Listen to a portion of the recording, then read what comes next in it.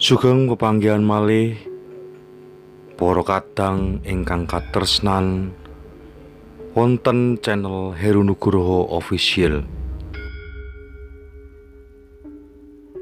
Pada sesi kali ini kami akan mempersembahkan sebuah lakon atau lampahan, yaitu Mendung di Atas Mandaraka, jilid yang kedua.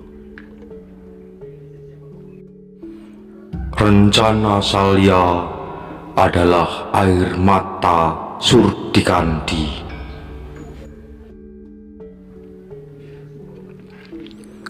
Di dalam hati Prabu Salya berdesakan perasaan antara nurani bersih, rasa kepatuhan dan hasrat untuk mendapatkan sesuatu.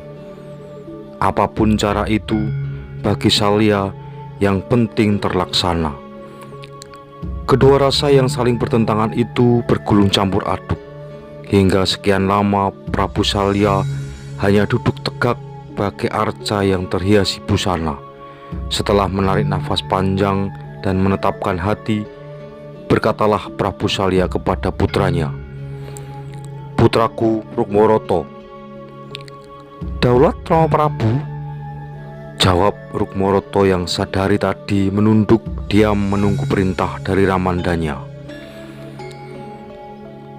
"Semoga Dewata memberikan izin dan meluluskan apa yang menjadi kemauan Permadi, Rukmoroto. Selama aku melihat kemenakanku Permadi, berdesakan rasa dalam dadaku. Alangkah gembira rasa hati ini. Pasti juga termasuk hati ibumu bila kita bisa mendapatkan menantu Permadi, anak Pandu. Itu yang pertama. Yang kedua, bila dilihat dari kenyataan bahwa dia bisa menjadikan keraton Mondoroko lebih indah, lagi pula menurut hitungan, Permadi itu adalah salah satu satria yang terbiasa melakukan dharma tanpa pamrih. Ketiga, adalah kita ini bisa dibaratkan berusaha hendak mengumpulkan daging yang terpisah dan menautkan tulang yang renggang. Oleh sebab itu, ada suatu cara yang bakal aku lakukan, Rukmoroto." "Daulat Rama Prabu, hamba akan setuju saja dengan pendapat Rama Prabu apapun itu. Putra juga berharap semoga kehendak Rama Prabu dapat terlaksana." Rukmoroto telah paham apa yang menjadi jalan pikiran ramandanya, dan benarlah ketika Prabu Salya kali ini mengutus dirinya untuk memanggil kedua kakak perempuannya. "Rukmoroto, segera panggil kakak perempuanmu, Surtikanti dan Banowati, menghadap di hadapanku. Segeralah, Rukmoroto anakku."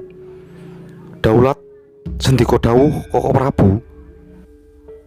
Tak ada hambatan lagi, Rukmoroto segera lengser dari hadapan ramandanya. Demikianlah, tak lama kemudian Rukmoroto telah kembali ke hadapan Prabu Salya. Rukmoroto telah datang dengan diiringi oleh kedua kakaknya, Surtikanti dan Banowati. Surtikanti adalah putra kedua Prabu Salya, berwajah luruh kalem, wanita ayu dan sosoknya sedang.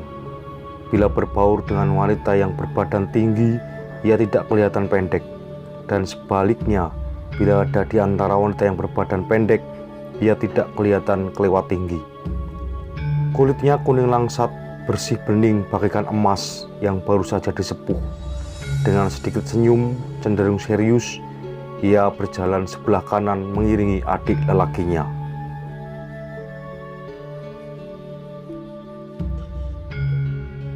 Di sebelah kiri Rukmoroto, Banowati berjalan dengan langkah gemulai.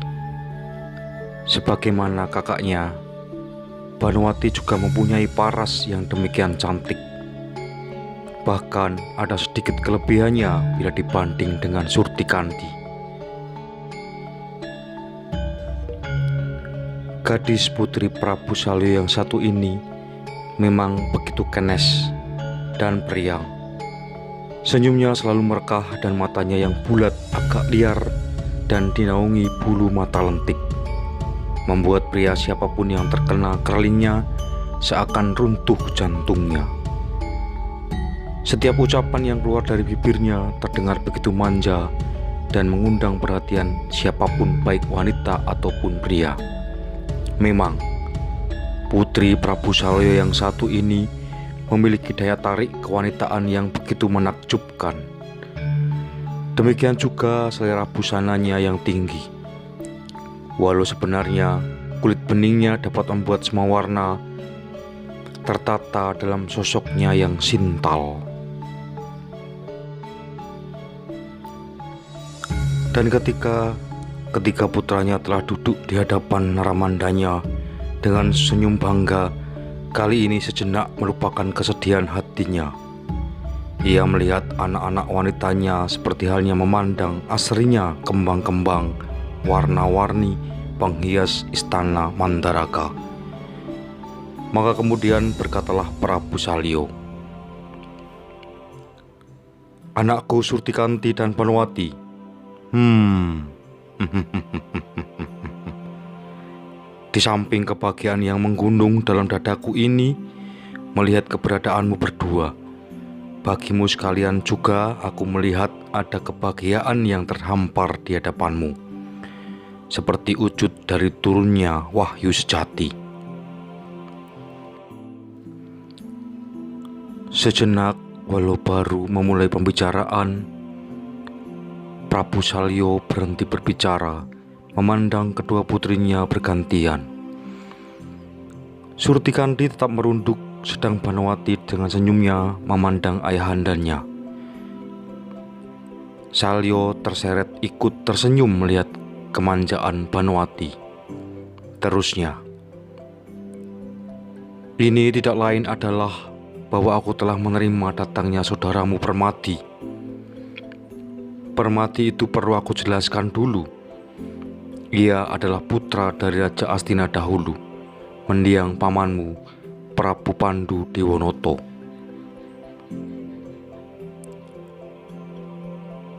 "Terus, apa sebab kamu berdua aku panggil?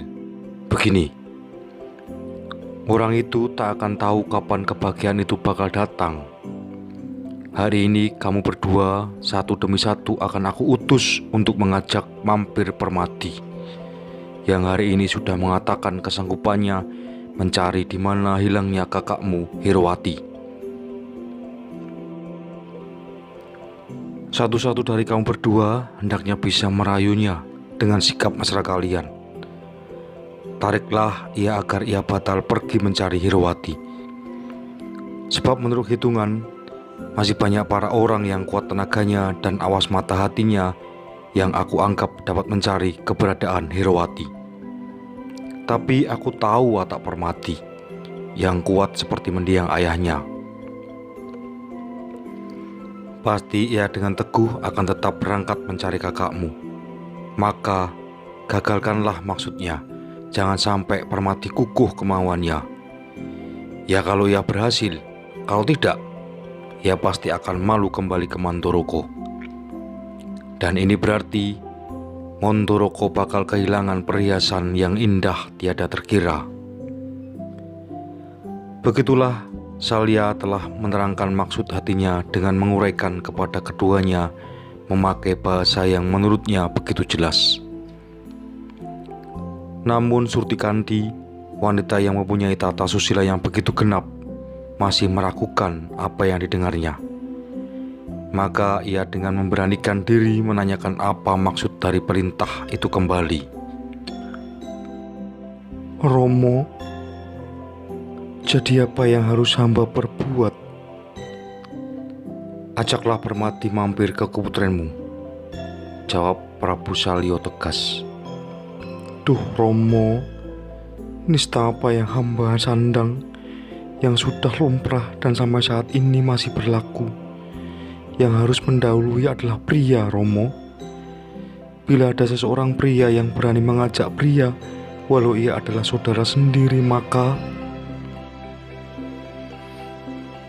Bagaimana menurutmu, Surtikanti?" Belum lagi selesai Surtikanti menjelaskan, namun Prabu Salya sudah tahu arah pembicaraan Surtikanti. Surtikanti hendak menolak, maka kata-kata Surtikanti dipotongnya. Kali ini lebih tegas, tetapi Surtikanti melanjutkan. Bila ini terlihat oleh umum, Romo, apakah tidak jatuh martabat hamba dan wanita umumnya? Apakah hal ini malah akan menjatuhkan nama baik kami, terlebih nama baik Paduka Romo Prabu? Terlebih Romo Prabu adalah... Ayo, ajari aku, teruskan. Salyo kembali memotong. Ia mulai tidak senang. Tetapi kemudian Prabu Salyo diam dan memberikan waktu untuk Surtikanti agar terus mengeluarkan unek-uneknya. Terlebih hamba adalah putra raja, dan ajaran perbuatan yang sering Paduka katakan, langkah walau selangkah dan ucapan walau sekalimat akan haruslah pantas diteladani oleh para kawula. Ya kaulah hamba sendiri yang melakukannya. Bila kemudian melebar kepada kelakuan wanita-wanita lain di Mandoroko, artinya hamba telah menyebar racun, Romo. Tidak seperti anakku, Prabu Salya mengatakan dengan dalam. Memang benar yang kamu ucap, Surtikanti. Aku tidak pernah lupa bahwa aku pernah juga mengajari tata cara seperti itu. Tetapi haruslah dilihat bagaimana menggunakan dan bagaimana menerapkannya. Artinya, tidaklah aku menyuruhmu menjual diri menawar-nawarkan, tetapi semua ada waktunya dan ada pada tempatnya. Dan sekarang waktunya untuk mengalah, merendahkan derajat, yang pada akhirnya akan menambah nama baik Mandoroko. Prabu Salyo berkilah, walaupun berkilah sekenanya. Mohon maaf, Romo, adakah cara lain bagaimana cara menaikkan nama baik negara Mandoroko? Misalnya, Romo akan lebih bertambah nama baik negara Mandoroko bila sewaktu-waktu Paduka berkenan turun melihat keseharian para kawula, tidak hanya di dalam negara dan kotanya saja, Romo, tetapi haruslah sampai ke desa-desa terpencil, melihat dengan mata kepala sendiri apa yang terjadi dengan lingkungan orang pinggiran. Dari situ Romo bisa menjadikan yang keruh menjadi bening, yang ganjil menjadi genap, yang kurang ditambahkan. Itulah seharusnya yang dapat menaikkan martabat negara Mandoroko. Cukup. Kali ini kesabaran Prabu Salyo sudah tak dapat dibendung lagi. Dengan muka merah ia berkata ketus kepada Surtikanti. Kamu terlalu menggurui kata-katamu. Semua yang aku ucapkan itu benar, tetapi surga bagi orang tuamu itu adalah bila mempunyai anak perempuan, haruslah anak itu patuh kepada kedua orang tua. Tetapi sebaliknya, bila kamu kepingin melihat pendek umur orang tuamu ini, cobalah untuk membantah perintah. Disitulah kamu akan kehilangan kedua orang tuamu. Baiklah, bila demikian, Romo, jawab Surtikanti yang menunduk semakin dalam. Bila ayahnya sudah marah, maka apapun alasan dan bantahan walau itu benar akan ditampiknya. Maka kemudian Surtikanti memanggil adiknya pelan. Panowati. Apa, Kanda? Bagaimana ini, Panowati? Aku ini lebih muda darimu, Kanda. Jadi hanyalah menurut apa saja kehendak Kanda. Aku hanya takut kepada Romo Prabu. Aku takut membantah perintah Romo Prabu. Lagi pula, di mana kewibawaan Romo Prabu bila kita sebagai anak selalu menyangkal apa yang diperintahkan orang tua? Jawab Banowati enteng. Mendengar jawaban anak perempuan yang ia sayangi, Prabu Salya menggeremang. Yang lebih muda saja nalarnya matang. Padahal itu adikmu yang lebih muda, Surtikandi. Namun kemudian suaranya kembali jelas berkata, "Bagaimana, Surtikandi?" "Baiklah bila demikian, Romo." Pelan jawaban Surtikandi hampir berbisik hingga Prabu Salya kembali bertanya, "Bagaimana?" Namun kembali Surtikandi diam dan kemudian malah memanggil nama adik lelakinya, "Rukmoroto." "Bagaimana, Kanda?"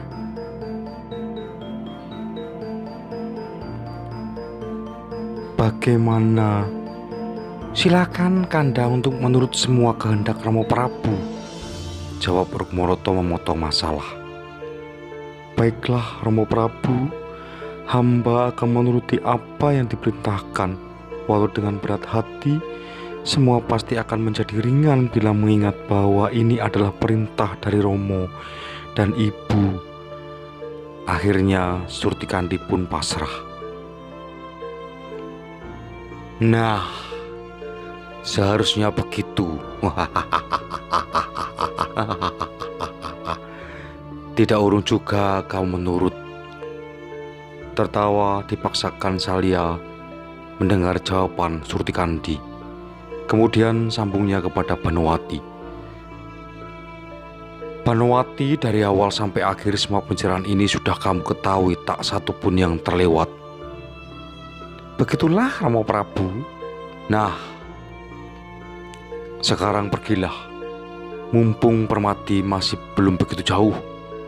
Lakukan menurut apa yang menjadi kata hatimu. Aku percaya kepada kamu berdua." Maka kedua putra-putri itu pun segera mengaturkan sembah dan undur diri dari hadapan Prabu Salya.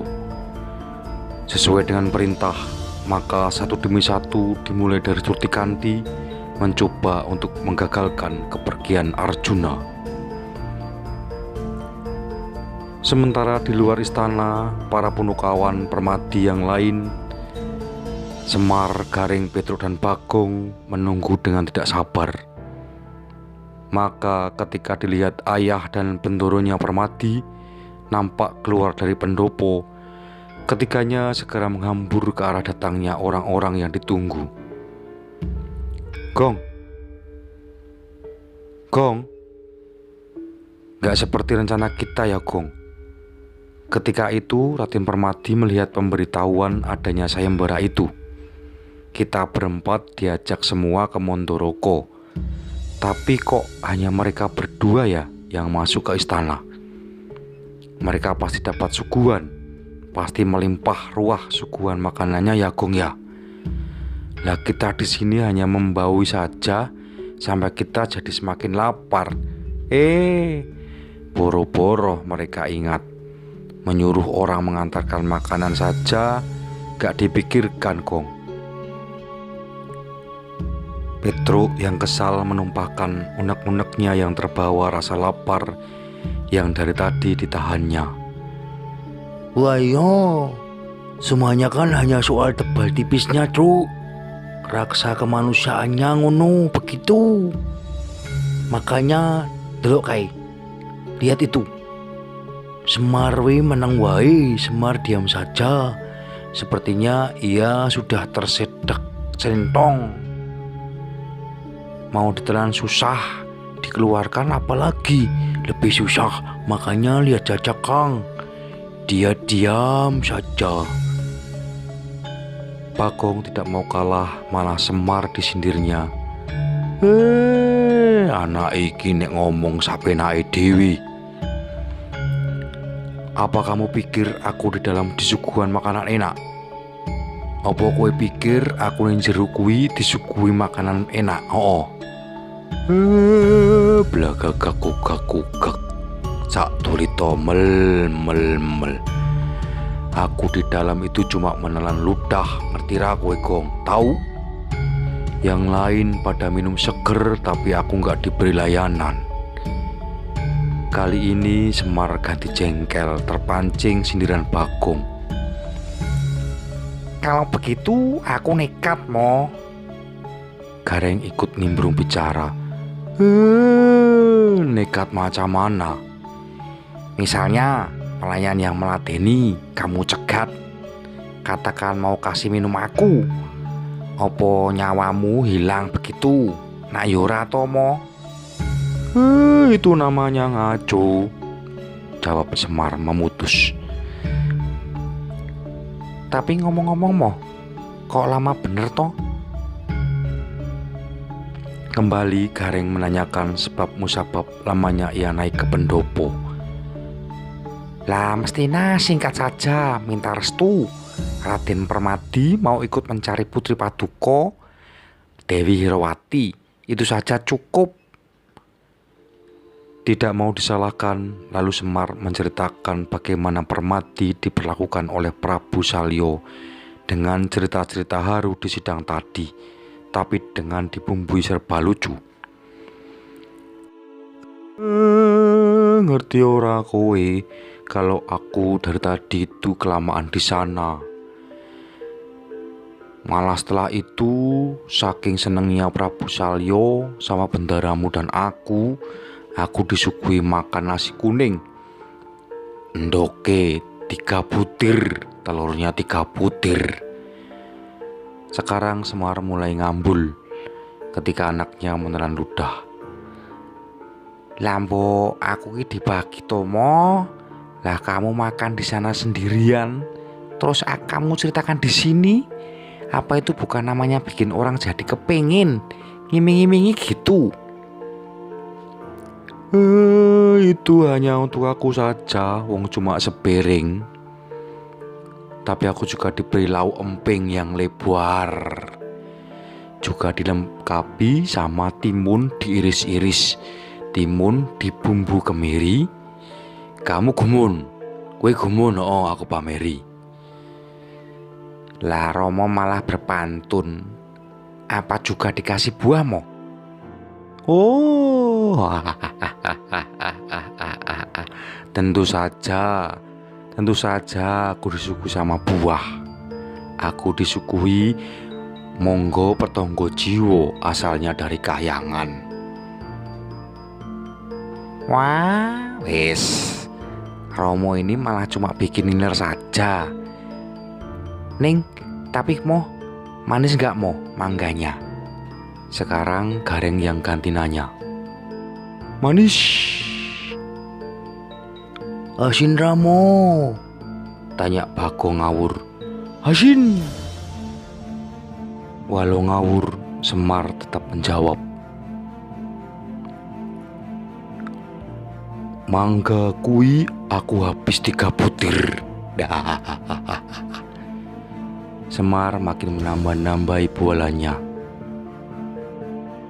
Duh, Mo, apa Romo gak inget aku di luaran yang kelaparan itu, Mo?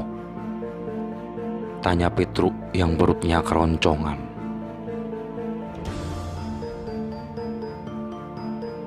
Enggak tuh.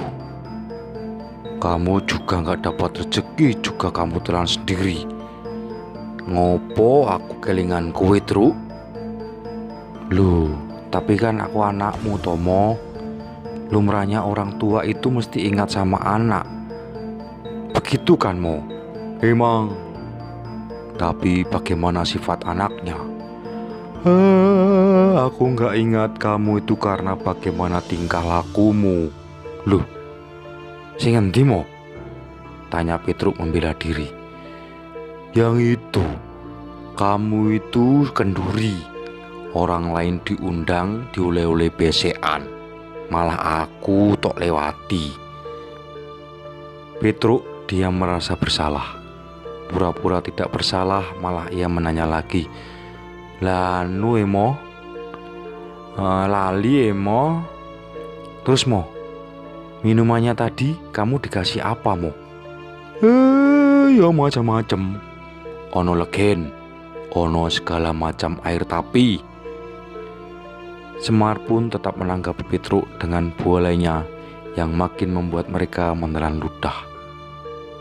Duh Gong, ya ini makan minum enak begitu, kok kita cuma disuguhi ceritanya doang. Bagaimana menurutmu Gong? Biar saja, aku tetap tutup kuping kok, Truk. Lihat saja nanti kalau aku jajan, Semar bakalan aku iming-imingi kapok bendeku. Jawab Bagong kesal. Aku wis wareg, aku sudah kenyang. Kamu mau apa, ha? Merasa kalah, Bagong pun diam. Tapi Petruk nyerotos terus tanya hal yang lain. Pikirnya kalau terus-terusan ngomong makanan, pasti akan membuat perutnya makin mules. Terus mo, kowe disuruh linggone endi mo? Kiai ini disuruh duduk di mana mo? Aku dipersilakan duduk di lantai yang diberi alas karpet tebal. Rupanya dianya sangat menghormati aku, Petruk. Dianya tuh sopo mo? Yaitu Prabu Salyo. Sewaktu aku duduk di situ, aku dikipasi 3 orang. Kesal Petruk menahan sekenanya. Loh, dikipasi iki pora tidak mendidih mo? Loh, apa kamu anggap aku anglu ngono apa piye? Ora ajar. Selesai cuci mulut, aku disuguhi kopi panas. Mak biar, Petruk. Kembali Semar membual soal makanan, tetapi Petruk masih juga menanggapinya. Lah iya toh. Temen kopinya kuwi pisang kepok digoreng. Enggak cocok dibakar. Dalamnya diisi gula Jawa.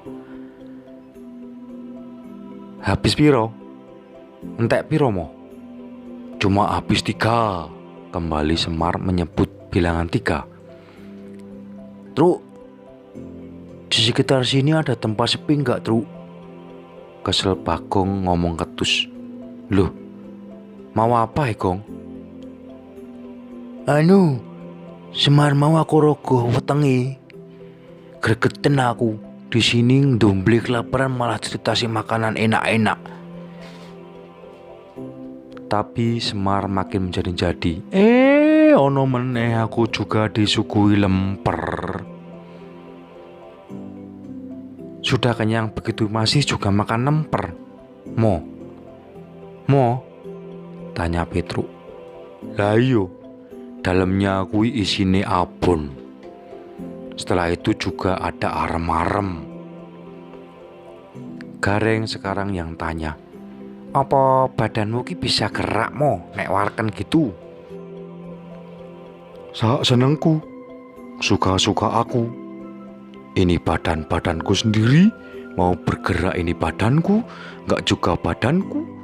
Masih ada lagi suguhan, ui kentang. Lemang, habis lemang. Resmo, apa gak mutar saja kamu mo?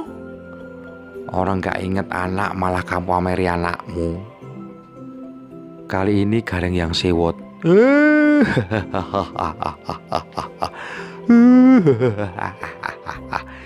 Itu kalau disuguhi beneran, Reng. Akhirnya setelah puas meledek, Semar terkekeh-kekeh. Puas meledek ia berkata, sebenarnya begini, momonganmu itu di sana malah disuruh jangan ikut-ikutan mencari hilangnya Erwati. Kalau mau beristri cantik, pilih saja di antara anakku, kata Sinuwun Salyo. Gagak sadolito. Kamu pilih Surtikanti atau Banwati, silakan saja. Begitu kata Sinuwun Salyo. Doro Permadi tetap kukuh, tapi menurut Gelagat pasti momonganmu bakal dicegat. Lihat saja.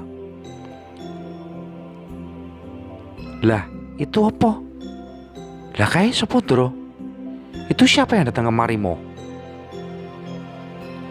Tanya Gareng ketika melihat wanita cantik datang diiringi para dayangnya. Benar saja, Surtikandi berjalan mendekat ke arah mereka. Skenario ayahnya telah mendorongnya menemui Permati. Setelah mendekat dan Surtikandi tak kunjung membuka mulut, Permati menanya terlebih dahulu. Siapa nama Andika Raden Ayu? Dimas, walaupun baru kenal, aku kenal denganmu. Anggaplah kalau aku dan kamu sudah kenal lama. Bukannya menjawab nama, malah Surtikandi mencoba langsung melakukan pendekatan. Sejenak Permati diam, kemudian berkata, apakah saya harus berlaku bohong? Sebab pada kenyataannya baru kali ini aku mengenalmu, Raden Ayu. Kecuali itu, saya adalah seorang satria yang harus selalu memegang teguh jiwa kesatrianya. Bila diketahui orang banyak aku berlaku sembrono, maka tidak urung dewata akan mengutuk perbuatanku. Kata kamu memang benar, Permati, tapi itu hanya berlaku untuk orang lain. Tapi bagiku harusnya tidak begitu. Surtikandi gugup, tapi kemudian ia mencoba kembali membela diri. Bagiku, setiap pergaulan haruslah tidak membeda-bedakan, apalagi dalam pergaulannya dengan wanita. Saudara atau bukan, aku harus menjunjung derajat kaum wanita, selalu menjaga kesusilaan dan selalu menjaga keutamanya. Kalaupun aku berani berlaku ceroboh, sembrono, apalagi sampai menabrak kesusilaan, alangkah nistanya aku boleh dikata adalah orang yang tidak ada harganya sama sekali, Permati. Apakah kamu sudah tahu siapa aku, Permati? Jawab Permati. Terlebih lagi, begitu Andika belum aku kenal, bagiku Andika mengajakku lebih dekat lagi, apakah tidak nanya membuat aku kecewa nantinya. Aku putri kedua Prabu Salyo setelah Kanda Herawati. Namaku Surtikandi Permati. Ya, Raden Ayu. Permati tidak berubah sikap setelah tahu di hadapannya adalah Surtikandi. Jangan lagi menyebutku Raden Ayu, sebab aku Kanda saja. Apabila kita jelas hitungannya, bila kamu dan aku hubungannya tidak jelas, dalam kebiasaannya sudah menyebutkan, bila kita duduk berdua selama setengah hari, maka rasanya sama seperti kita sudah menjadi kerabat dekat saja. Lebih dari itu, jangan berlaku sungkan terhadapku, Permati. Jurus pendekatan terus dijalankan, maka sambungnya. Permati, orang tampan itu tetaplah lestari tampan bila tidak pernah membuat sakit hati wanita. Kalau menurutku, hal itu adalah kebalikannya, Dewi. Janganlah menilai orang dari ketampanan wajah, tetapi haruslah sampai kepada ketampanan rasa. Sedangkan yang namanya ketampanan atau kecantikan rasa adalah bila ia mampu bergaul dengan semua golongan tanpa membedakan pangkat dan derajat. Tetapi bila diukur dengan ketampanan lahiriah, tidak urung akan seperti halnya burung yang tidak mampu mengepakkan sayapnya. Surtikandi pura-pura tidak mendengar omongan Permati dan ia kemudian mengganti pembicaraan. Orang-orang semua mengatakan orang tampan kok ganjil. Ganjil yang dimaksud bagaimana, Kanda Dewi? Kainmu sudah lusuh, sabukmu sudah pudar warnanya, sedangkan rangka kerismu seakan tak pernah digosok, Adimas.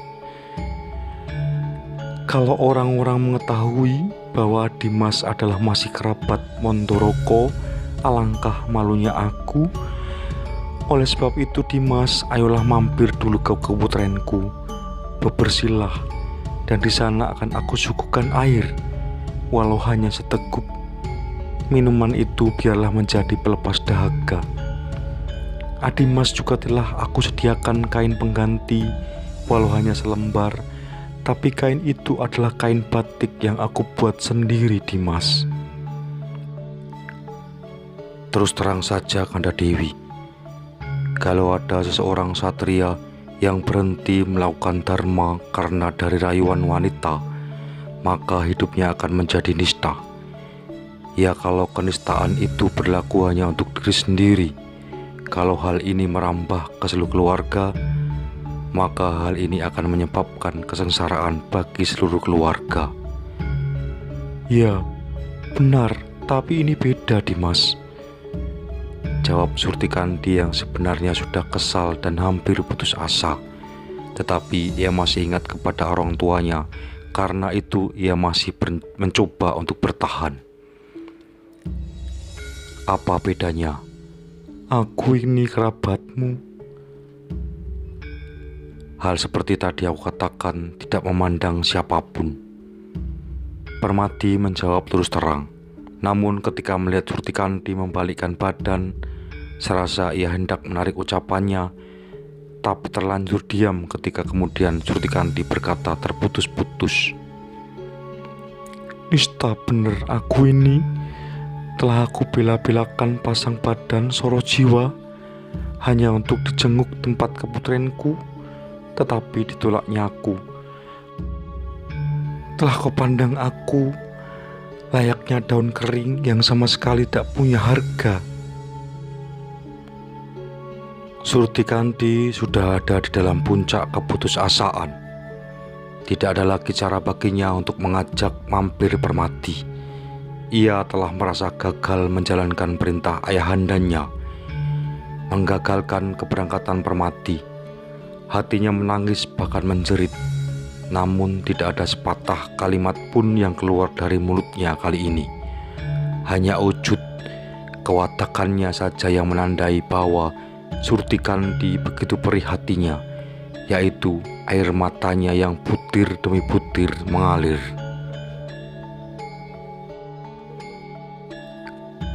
Berikut tadi cerita tentang Mendung di atas Mondoroko jilid 2. Terima kasih kepada sahabat ingkang kinasih, sahabat yang terkasih, sahabat channel Heru Nugro Official. Terima kasih atas atensinya dan terima kasih atas perhatiannya. Akan kita sambung cerita Mendung di atas Mandaraka jilid ketiga. Terima kasih. Salam budaya, salam rahayu. Durga mendak kala sirna, rahayu, rahayu sagung dumadi. Matur sembah nuwun, nuwun, nuwun, nuwun.